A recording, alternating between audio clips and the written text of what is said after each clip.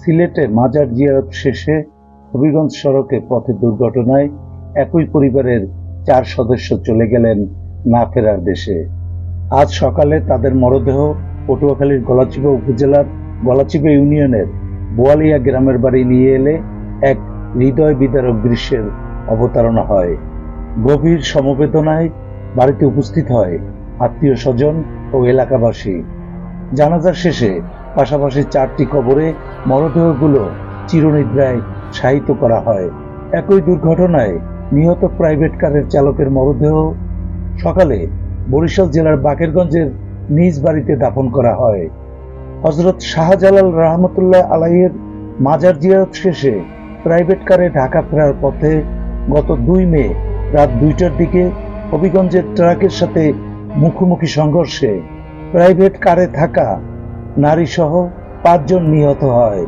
নিহতরা হলেন গলাচিপা উপজেলা ও ইউনিয়নের বোয়ালিয়া গ্রামের মৃত মৌজি আলী মৃধার ছেলে জামাল মৃধা ও খোকন মৃধা, নিহত জামাল মৃধার স্ত্রী কামরুন নাহার ও 12 বছর বয়সী ছেলে কাউসার এবং প্রাইভেট কারের চালক বরিশাল জেলার বাকেরগঞ্জ উপজেলার ইউনুস ব্যাপারীর ছেলে হারুন ব্যাপারী। একই পরিবারের 4 সদস্যের এমন মর্মান্তিক মৃত্যুতে শোকার্ত এলাকাবাসী। আহাজারি করছে পরিবারের স্বজনরা। এটা একটা মর্মান্তিক ঘটনা। স্বামী, স্ত্রী এবং ভাই এবং ওই সন্তান, একই পরিবারের 4টা লোক মারা গেছে এবং একই জায়গায় 4টা কবর হচ্ছে।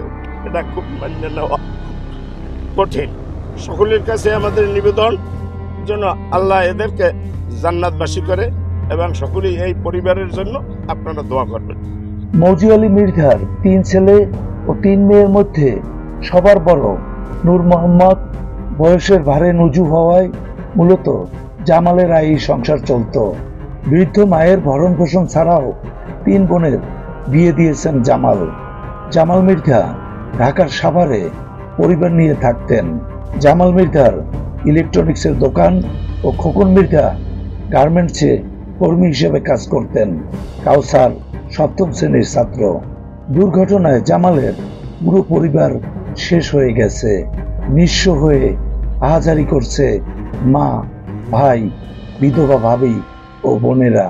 আমার 2টা পোলা, আমার বউ, আমার নাতি, গাড়ি চাপা ওরিয়া মরিয়া রে আছে বাজার মাথায় আইনা শোয়াইয়া রাখছে গাড়িতে। আমার বাবারা আমার কিছু কইতে পারে নাই। বাবারা গেছি গা মাজারে গেছে মান্তি শোধ করতে। আহারে মান্তি আমার কই মান্তির লাগে মাজারে হাগুড়ি লইছে। আহারে আহারে আর আছে আর কিছু আছে আর কিছু মানুষ ছিল আমার ওই বাতিজা লগে ছিল। ওই যে বাতিজাটা মারা গেছে, ওই বাতিজার ওই মানত হুট করতে গেলে আমার ভাই আর 2 ভাই আর ওই ভাই বউ আর বাতিজা এরা ওই গাড়িতে ছিল। ড্রাইভার একজন।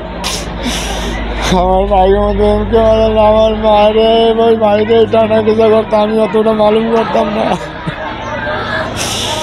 আর একটা ভাইয়ের বউ আর একটা মেয়ে থেকে গেছে, ছোট ভাইটার একটা মেয়ে আছে, একটা ভাইয়ের বউ আর মাটা। ভাইয়া কইছে তোমার আমি লইয়া যাবো। আল্লাহ ওরে সুখ, আল্লাহ সুখ ভাই লইয়া গেছে। আল্লাহ ওর সুখ আমার কিছু কইতে পারে না। আমার শুধু বলছে 2 ঘন্টা পর আমাদের গাড়ি বাসায় আসবে। সকালে শুনি অ্যাক্সিডেন্ট হয়েছে, বাড়ি আইয়ে 10টার দিকে শুনি নাই। আল্লাহ ওরে আল্লাহ আমার মায়ের কে বাবা কই ডাকতে। আল্লাহ তুমি এই খুশি ডেকে লিখে গাড়ি লইয়ে গেল। আরে আল্লাহ আমার বাইরে ভালোই আসলে, আমার ভাই ভাইয়ের বউ ফেরেস্তার নাম ভালো আসলে। আরে আল্লাহ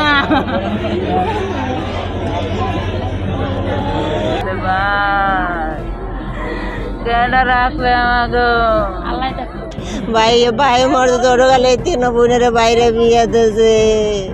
বিপদ আপদে বাইরে পড়ছে, সামনে সহযোগিতা করছে। মাথার উপর দিয়ে হাত চলে। ওরে বাইরে আমার মার যাবতীয় যা লাগবে এই ভাই, এখন আমার মা আমাকে মাথার উপর ছাদ নাই, আমার মায়ের এখন দেহার মতো আর কেউ নাই, এই ভাই আমার দেখবে। আমার মায়ের প্রতি মাস 7-8 হাজার টাকার ঔষধ লাগে আমার মা। মেজো ভাইয়ের ফ্যামিলির সবাই মারা গেছে, ছোট ভাই মারা গেছে, ছোট ভাইয়ের ওয়াইফ আছে, একটা 14 মাসের একটা বাচ্চা আছে।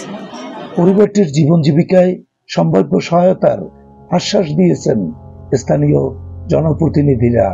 এই দেশবাসীর কাছে বলতে চাই যে আসলে এই পরিবারটার এখন সান্ত্বনা দেওয়ার মতো কোনো ভাষা আমাদের নাই।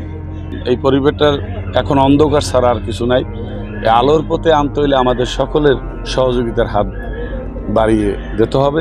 আমরা ইউনিয়ন পরিষদে সম্মানিত পরিষদের সদস্যদেরকে নিয়ে আমরা মিটিং করেছি এবং আমরা এই পরিবারের সার্বিক সহযোগিতা আমরা করব। এই গলাচিপা উপজেলায় এরকম মর্মান্তিক ঘটনা আমার জীবনে আমি আর দেখি নাই যে একই পরিবারের 4 জন। এই গলাচিপা উপজেলা সহ গলাচিপা ইউনিয়নের সমস্ত মানুষ, শোকাহত হাজার হাজার মানুষ এই শোক পরিবারকে, শোকার্ত পরিবারকে শোক সমবেদনা জানার জন্য এখানে এসেছে। মাননীয় এমপি মহোদয়ের সাথে রাত্রেই কথা হয়েছে, তিনি বলেছেন যে ওখানে যান গিয়ে পরিবারের খবর নেন।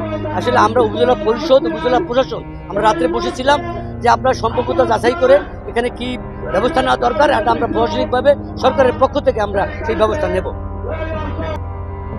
একটি দুর্ঘটনা, সারা জীবনের কান্না। দেশে বিভিন্ন হত্যাকাণ্ডের বিচার হচ্ছে, কিন্তু রাজপথে প্রতিনিয়ত যে হত্যাকাণ্ড হচ্ছে এর বিচার কবে হবে, এর শেষ কোথায়, এ প্রশ্ন এখন সকলের। পটুয়াখালীর গলাচিপা উপজেলার গলাচিপা ইউনিয়নের বোয়ালিয়া গ্রাম থেকে এনায়েতুর রহমান, চ্যানেল আই।